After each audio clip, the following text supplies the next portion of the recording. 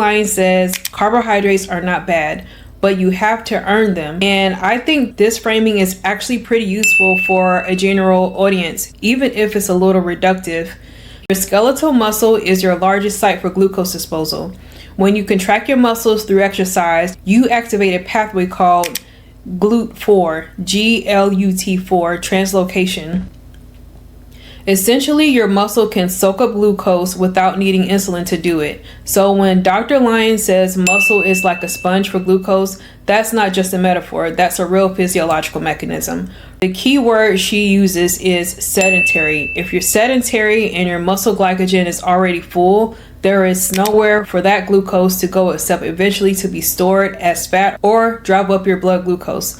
So the earn your carbs framing is essentially a shorthand for match your carbohydrate intake to your activity level. Lyon is proposing that intramuscular adipose tissue, which is the fat deposited within the muscle itself and called myosteatosis, may be more clinically meaningful marker of metabolic health and overall body fat percentage. The skinny fat phenotype she describes is real and underappreciated. Someone can have a normal BMI, even a normal body fat percentage, and still have significant metabolic dysfunction because the fat is infiltrated into their muscle tissue rather than sitting under the skin where we traditionally measure it.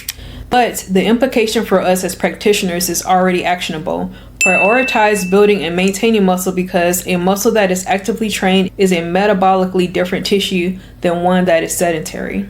Lyon raises a concern about sarcopenia and the trade-off nobody is talking about.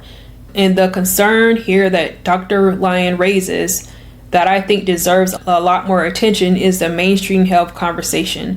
GLP-1 receptor agonists, drugs like semaglutide, are genuinely effective for weight loss, but when weight is lost without adequate protein intake and resistance training, a significant portion of that weight loss can come from muscle mass. She cites figures suggesting up to 20% of weight loss on these medications can be lean mass. Compare that to natural sarcopenia, the muscle loss we see with aging, which runs at roughly 4% per decade.